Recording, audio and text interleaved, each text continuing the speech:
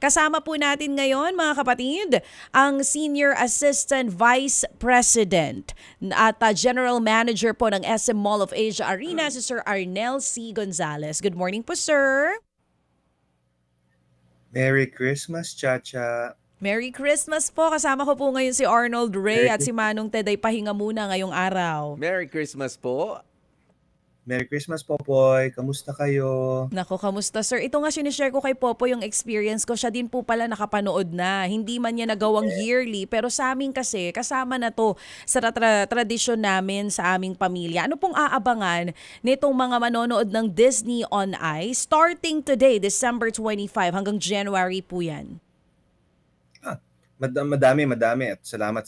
Tama yung napapakinggan ko kayo kanina at talagang Christmas Filipino family tradition na ang Disney on Ice. At we are so happy dito sa SM at SM Mall of Asia Arena that our partners felt maganda yung theme ngayong taon na to. Kasi it's all about finding your hero. Nako, ganda. Oo. Yes, siyempre lahat tayo may mga iniidolo, may kino-consider tayong hero, tatay Mm-mm. natin, nanay natin, Mhm. kamag-anak natin, or kahit na yung real life heroes na hindi naman dapat si Jose Rizal. Like for example, si Carlos Yulo, 'di Mm-mm. ba? Nagdala siya ng 2 gintong medalya para sa atin. And of course, sa amin dito sa SM, ang hero namin si Tatang. Ngayon, this year, Chacha, Popoy, iniimbitahan namin kayo at saka ang lahat na nakikinig at nanonood sa inyong programa para ma-witness yung ating mga bagong characters na nasa loob ng Disney on Ice.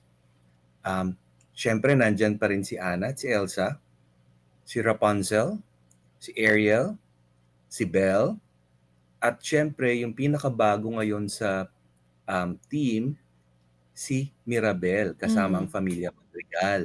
Mm. Wow, very exciting. May Mirabel tayo this year. At may Moana din tayo. We all know itong mga cast and members po who are performing every year sa Disney on Ice dito sa Pilipinas. Galing pa po yan ng iba't ibang mga bansa. Saan-saan po ito galing?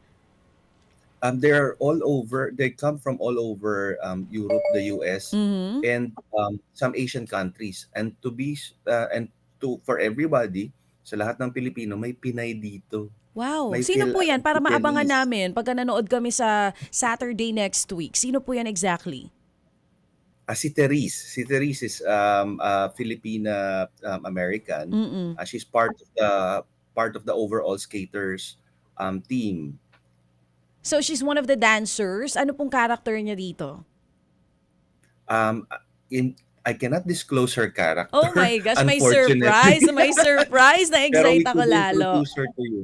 Oo, nakakatuwa kasi syempre, Pinoy Pride Makakita ka ng, 'di ba, nakikipagsabayan sa world-class talent ng ibang mga Disney on Ice performers natin. Etong Pinay ice skater natin and performer din po natin. Pero meron bang sorpresa po na mapapanood sa Disney on Ice na hindi pa nakikita ng mga katulad ko every year ay nanonood? Kasi baka ang utak nung iba, napanood ko na yan last year, di ko na panonoorin this year. But from me, ito, based on my observation, iba-iba nga kasi ang pasabog. Hindi siya pare-pareho. From the lights, to the dance, to the performance, maging doon sa mga costumes, laging may bago. This year, anong dapat abangan? Um, ang dapat nating abangan talaga ay isang Familia Madrigal because this is very close to the Filipino families. Oh, Very yes. Filipino kasi it's all about the love, about Oo. how the Filipinos cherish moments with the family. So yung sweet ng engkanto ng Familia Madrigal, matutuwa lahat. At I'm pretty sure pag nakita mo to, Chacha at Popoy kasama ang inyong mga pamilya, masasabi nyo na hindi talaga magkakapareho ang Disney on Ice because lahat ng segments ay pinag-iisipan at pinaghihirapan para magbigay ng panibagong saya taon-taon para sa mga Pilipino. Oo, gustong-gusto ko pa naman 'yan, yung Encanto. So sa mga nakapanood, if you're a fan of the Madrigal family or nung Encanto movie, definitely must watch talaga itong Disney on Ice this year. And for as low as 300 pesos, tama sir, they can avail the tickets.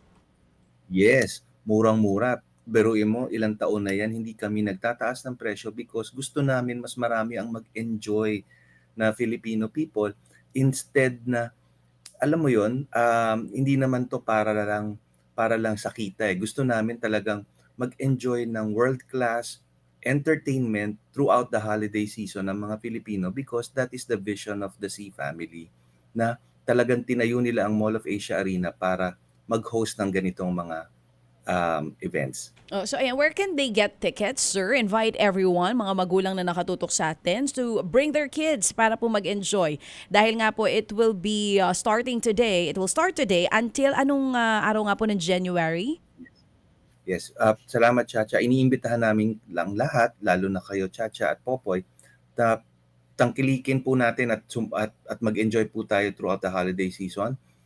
Disney on Ice starts, Finding Your Hero starts December 21st until January 5. Tickets start at 300 pesos. May marami kayong pagpipilian choices.